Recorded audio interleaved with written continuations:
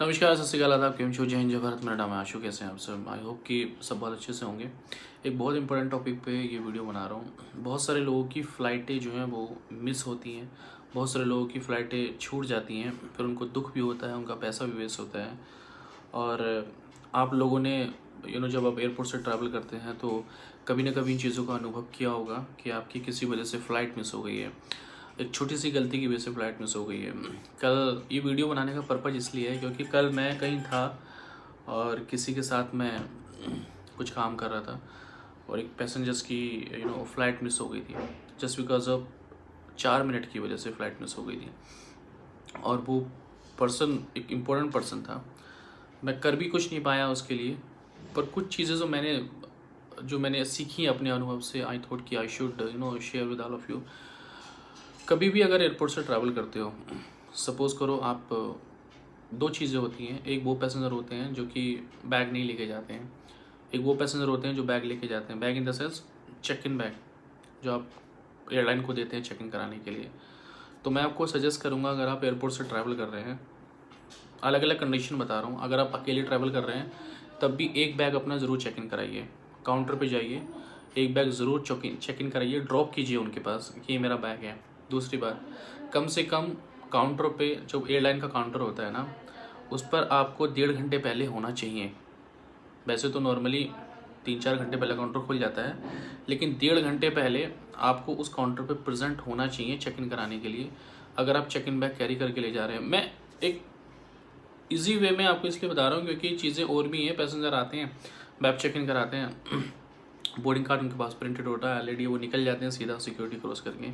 मैं उस केस में नहीं बता रहा हूँ, मैं उस केस में बता रहा हूँ जिसमें कभी कभी लगता है कि यार फ़्लाइट मेरी मिस हो सकती है। और जो लोग अनजान हैं, जिनको नहीं पता है, वो पहली बार यात्रा कर रहे हैं, दूसरी बार यात्रा कर रहे हैं, या उनके साथ ऐसा हो चुका है, उनको डर है कि मेरी फ़्लाइट कहीं छूट ना जाए। मैं समझता हूँ कि बीइंग एज ए पैसेंजर जब आप ट्रैवल करते हैं तो आपका माइंडसेट बड़ा अलग होता है। आपको डर लगा रहता है कि यार मेरी फ़्लाइट मिस ना हो जाए, मेरा गेट चेंज ना हो जाए, कहीं मुझे कोई प्रॉब्लम का सामना करना ना पड़े। और नॉर्मली होता है, बहुत सारे लोग ऐसे होते हैं जो ओवर स्मार्ट होते हैं लेकिन उनकी फ़्लाइट फिर भी मिस हो जाती है, और हम डेली देखते हैं ऐसी। तो उसी के लिए मैं वीडियो पर्पज़ के लिए बना रहा हूँ कि अगर अकेले भी ट्रैवल कर रहे हो तो एक चेक इन बैग ज़रूर चेक इन कराओ। उसका रीज़न मैं बाद में बताऊँगा क्यों है ऐसा। दूसरी बात, अगर फैमिली के साथ ट्रैवल कर रहे हो, फैमिली में 5 मेंबर है आपके, ठीक है, उन 5 में से मम्मी पापा भैया भाभी बच्चा, बच्चे को छोड़ के इन चारों के नाम पे एक एक बैग अगर आप लेके जा रहे हो तो एक के नाम पे मत चेक इन कराओ। उनको बोलो कि एक मेरे नाम पे कर दो, एक मेरे नाम, मम्मी के नाम पे कर दो, एक पापा के नाम पे कर दो, एक इसके नाम पे कर दो। उसमें फ़ायदा आपको पता क्या होगा? उसमें फ़ायदा ये होगा कि जब आप बोर्डिंग गेट पे, सपोज़ करो आपने बैग दे दिए 1 घंटे पहले और आप सिक्योरिटी में चले गए, डोमेस्टिक की बात कर रहा हूँ मैं, इंटरनेशनल की बात नहीं कर रहा हूँ, इस बोर्डिंग में, इसमें सॉरी वीडियो में सिक्योरिटी में रश है, आप नहीं निकल पा, और बहुत रश होता है भाई। सिक्योरिटी की वजह से भी फ़्लाइटें मिस होती हैं और इसको हम डिनाई नहीं कर सकते। तो अगर आप सिक्योरिटी में फंसे हुए हैं तो जब एयरलाइन वाले स्टाफ आपसे कांटेक्ट करने की कोशिश करेंगे बोर्डिंग गेट से, तो उनको पता रहेगा कि आपके नाम पे बैग है, मम्मी के नाम पे बैग है, पापा के नाम पे बैग है, भैया के नाम पे बैग है। तो उनको उतारना थोड़ा मुश्किल पड़ेगा क्योंकि 4 बैग हमें उतारने हैं, चारों बैग ढूंढने हैं, उनको निकालना है, और फिर उसमें टाइम जाया होता है। तो एयरलाइन वाले कोशिश करते हैं कि यार ये बैगेज वाले जो पैसेंजर है उनको हम कनेक्ट करा दें, जिन्होंने चेक इन कराया बैगेज, एटलीस्ट हम उनको ना फ़्लाइट पे ले लें, बैगेज ना उतारना पड़े जहाज़ से। ये दिमाग में रहता है एयरलाइन स्टाफ, और सभी फॉलो करते हैं इसको। दिल्ली एयरपोर्ट से जितनी भी एयरलाइन जाती हैं उनका माइंडसेट ये रहता है कि यार जो जो भी चेक इन बैग हुआ है, क्योंकि वो बैगेज फ़्लाइट से उतारना, फिर बैगेज उस पैसेंजर को दोबारा से हैंड ओवर करना एक बड़ा लेंथी प्रोसेस है, उसमें टाइम लगता है। उसमें एयरलाइन का स्टाफ भी एक जाएगा, इन्वॉल्व होगा, वो लगा रहेगा। उसका एक एक नुकसान होगा कि एक स्टाफ हमारा उधर फंस गया है। तो एयरलाइन वाले कोशिश करते हैं कि बैगेज वाले पैसेंजर को एक्सेप्ट कर लिया जाए, उसको ना उतारा जाए। तो कभी भी ट्रैवल करो तो अपना बैगेज ज़रूर चेक इन करो। दूसरी बात, एक इम्पोर्टेंट पॉइंट ये है कि सिक्योरिटी, इमिग्रेशन, कस्टम का कोई भी इशू अगर रिलेटेड है तो एयरलाइन के अंडर में नहीं आता है। कभी कभी पैसेंजर ये सोचता है कि यार मैं एयरपोर्ट पे आ गया हूँ तो सब कुछ अभी एयरलाइन वाले ही देखेंगे। नहीं, ऐसा नहीं होता है।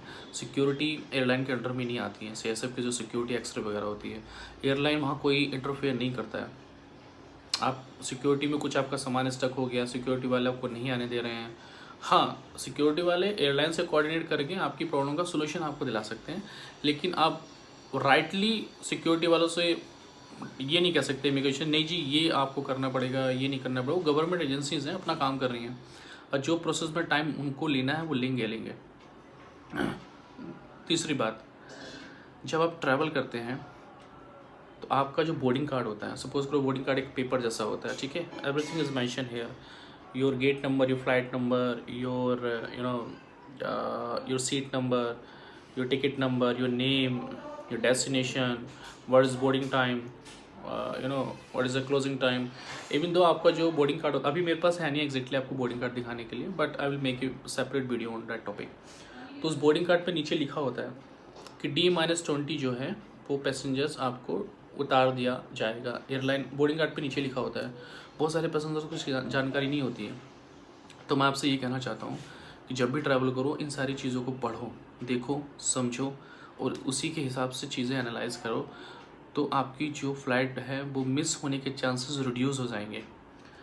तीसरी बात, अगर किसी बोर्डिंग कार्ड पे कोई गेट लिखा हुआ है 2 घंटे पहले, 3 घंटे पहले आपने चेक इन कराया है, डोमेस्टिक हो इंटरनेशनल हो, अपने गेट हमेशा बोर्डिंग, सपोज़ करो आपकी फ़्लाइट है सुबह 10 बजे, ठीक है, और आप 9 बजे तक जो गेट उस पर लिखा हुआ है उस गेट पर बैठे हुए हैं और कोई स्टाफ वहाँ पे एयरलाइन का नहीं आया है, या एयरलाइन का स्टाफ नहीं है, या पैसेंजर ही वहाँ पर नहीं मिल रहा है, आपको कम दिख रहे हैं, तो आपके दिमाग में बात आनी चाहिए यार कि ये फ़्लाइट जो है डोमेस्टिक जा रही है और इंटरनेशनल जा रही है, और इस फ्लाइट पे इतने सारे पैसेंजर्स होने चाहिए, मैं अकेला तो नहीं जाऊँगा, क्या मेरा गेट चेंज तो नहीं हो गया। गेट चेंजेस होते रहते हैं, एयरलाइन उस पर कंट्रोल नहीं कर पाती है, क्योंकि गेट चेंजेस करने का जो राइट होता है वो किसी दूसरे डिपार्टमेंट को होता है। एयरलाइन वालों को भी लास्ट में पता चलता है कि भाई गेट चेंज हो गया सडन और हमें पैसेंजर्स को वहाँ डाइवर्ट कराना है। अगर आपकी फ़्लाइट का टाइम 10 बजे है और 9 बजे तक उसकी बोर्डिंग नहीं हो रही है, तो आपके दिमाग में बात खटकनी चाहिए कि मेरा गेट तो चेंज नहीं हुआ है। और डोमेस्टिक में नॉर्मली होता रहता है, इंटरनेशनल में भी होता है, लेकिन डोमेस्टिक में अगर आप जा रहे हैं भारत के किसी भी कोने में, तो अपना गेट हमेशा चेक करें 1 घंटे पहले। एयरलाइन स्टाफ के पास जाएं, किसी इन्फॉर्मेशन डेस्क पे जाएं, थोड़ा सा ना अपने माइंड को थोड़ा वाइड करो, थोड़ा सा इसे थोड़ा खोलो और उसमें चीज़ें ढूंढने की कोशिश करो कि यार क्या चीज़ें सही हो सकती हैं, क्या चीज़ें गलत हो सकती हैं, गेट्स चेंज तो नहीं हो गया। लास्ट में बताया एयरलाइन आपसे ये बोलेगी कि सर देखो अनाउंसमेंट किया गया था, फ़्लाइट के अंदर ऑलरेडी 150 पैसेंजर बैठे हुए हैं, और वो सही भी है। एयरपोर्ट पे अनाउंसमेंट होते हैं, हर जगह माइक लगे हुए हैं, वो लोग अनाउंसमेंट करते हैं, यहाँ तक कि आपको बताते भी हैं, फ़ोन भी करते हैं, लेकिन पैसेंजर्स नहीं पहुँच पाते हैं। दूसरी बात, एक चीज़ बड़ी एक इम्पोर्टेंट और बात है जो मैं आपसे कहना चाहूँगा कि सपोज़ करो अभी जो जितनी भी एयरलाइन है ना, मोस्टली उन्होंने ना सीटें जो हैं वो सेल करनी शुरू कर दी हैं, सेल इन द सेंस कि बेचनी शुरू कर दी हैं। तो बहुत सारे पैसेंजर्स को एक कंप्लेन रहती है कि साहब मैंने तो 2 महीने पहले टिकट कराया था और उसमें लिखा हुआ था कि ऑनलाइन टिकट कराया था, ऑनलाइन ही चेक इन करा लिया था, उसमें सीट ली थी मैंने इमरजेंसी एग्जिट, विंडो ली थी, आयल ली थी, ये लिया था, वो लिया था, अब एयरलाइन वालों ने अपनी मर्ज़ी से चेंज कर दी। देखो एयरलाइन वाले सीटें अपनी मर्ज़ी से चेंज कर सकते हैं, ये डिस्क्लेमर है, सॉरी ये उनका राइट है, और ये वेबसाइट पे भी मेंशन होता है। और जब सब चीज़ें पढ़ा करो तो डिस्क्लेमर भी देखा करो उसमें क्या क्या मेंशन है। तो ये भी एक पॉइंट उसमें मेंशन है कि भाई एयरलाइन को राइट होता है, वो आपकी सीट चेंज कर सकते हैं ड्यू टू ऑपरेशनल रिक्वायरमेंट।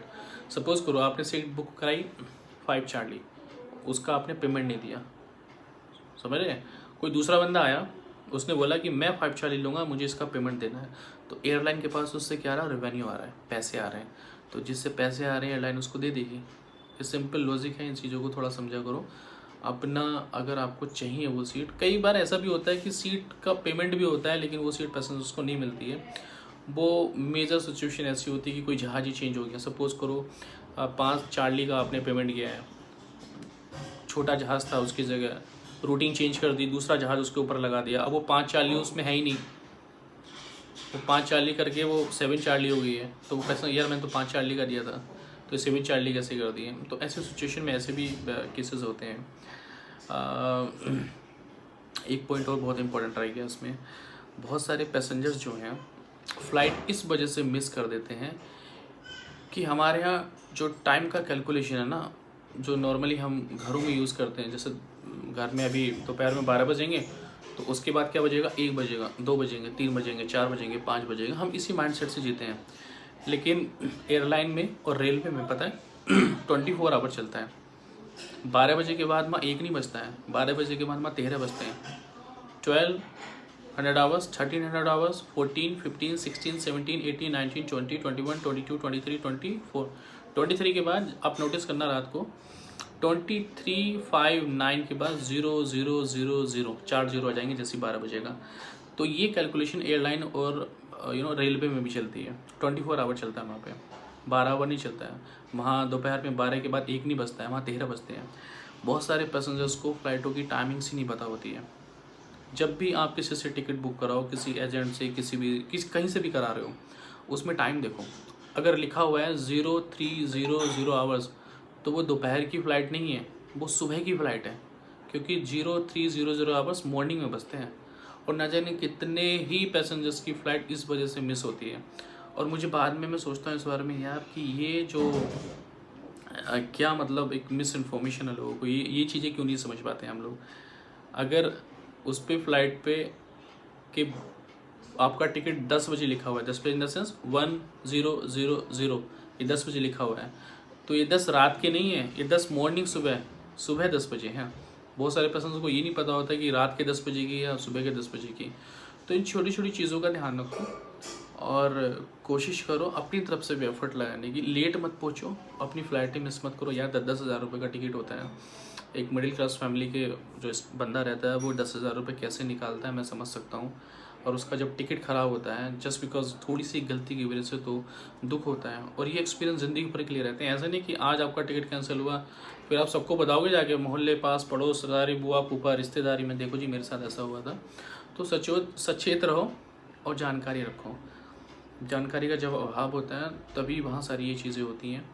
मैंने पहले भी एविएशन के बारे में वीडियो में डालता रहता हूँ, बिकॉज़ मुझे अच्छा लगता है इन्फॉर्मेशन देना। और जहाँ से भी इन्फॉर्मेशन मिले ले लो, कभी मत छोड़ो। आई होप कि जितनी भी जानकारी मैंने आपको दी है आपसे रिलेट करती होगी जब आप ट्रैवल करते हैं एयरपोर्ट से। एंड समय का थोड़ा अभाव रहता है तो इसलिए मैं ज़्यादा वीडियो नहीं डाल पाता हूँ, क्योंकि मेरे एग्ज़ाम चल रहे हैं अभी, उस पर भी मेरा ध्यान है। और देखो अचानक से मेरा दिमाग पता नहीं कहाँ से कहाँ चला जाता है। मैं इतनी देर से साइमल्टेनियसली बोल रहा था, बिना लिखे बिना पढ़े, जो भी मेरे दिमाग में आ रहा था, पर अचानक से कुछ एक सडन मेरा ध्यान एक जगह पे चला गया। पास्ट में कुछ हुआ था ऐसा, खैर छोड़ो, तो उसके बारे में बात नहीं करता अभी। सो मिलते हैं ऐसी किसी नेक्स्ट वीडियो में। Till then take care and जय हिंद जय भारत। वीडियो के अंत में केवल इतना ही कहूँगा, एक इम्पोर्टेंट हमेशा मैसेज देता हूँ जाने से पहले कि कुछ भी करो ज़िंदगी में, छोटा बड़ा, दाएं बाएं, यारी दोस्ती, झगड़ा, ये कोर्ट कचहरी का चक्कर, whatever you are doing in life, cheat मत करो अपने लोगों के साथ, धोखा मत दो, अपने ही लोगों के पीठ में छुरा मत खोपो। इससे बड़ा पाप कोई नहीं हो सकता है। खुश रहिए, आबाद रहिए, हंसते रहिए, मुस्कुराते रहिए। Till then take care. जय हिंद जय भारत।